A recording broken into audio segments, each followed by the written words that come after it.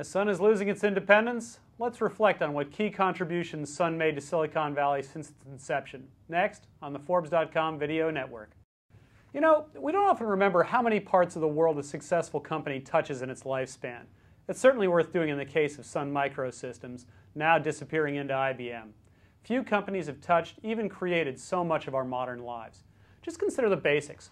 Before Sun, the Unix operating system was little more than an interesting experiment inside AT&T, something few other people hacked at universities.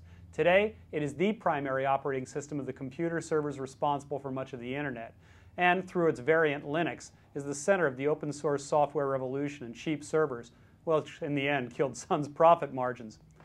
The early products were called workstations, relatively cheap and powerful computers that were much more than a PC while costing much less than a mainframe.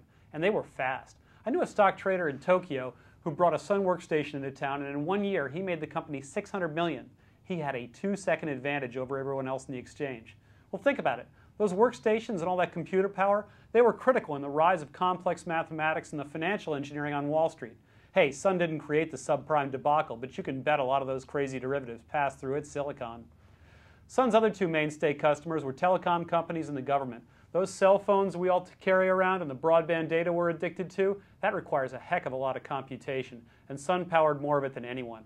On the defense side, Sun's computers were key to outfits like the National Security Agency, where they were used for cryptography and for breaking the codes of a lot of foreign governments. Even personal encryption, the nearly unbreakable public key codes, were invented by a Sun employee.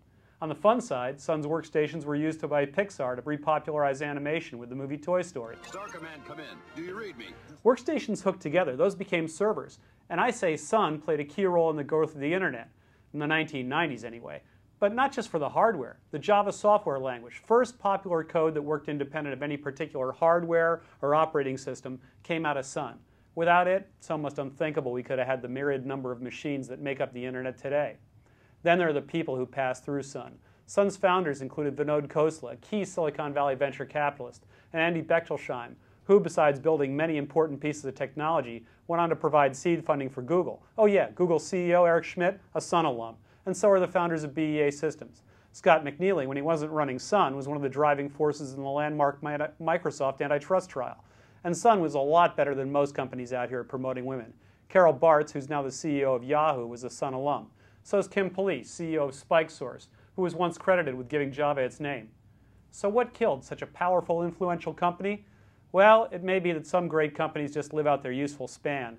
But in less poetic and more concrete terms, Sun arose from the Unix when that was essentially an open source project, but it failed to see the rise of other open source projects like Linux that took away most of its business once Intel made chips that were good enough to compete with Sun's. Sun tried to remake itself as an open source friendly company, buying the likes of MySQL, but it never found a business model that worked for itself. Still, as we draw lessons from its demise, let's also remember all the things that Sun did when it shone. In Silicon Valley, I'm Quentin Hardy on the Forbes.com Video Network.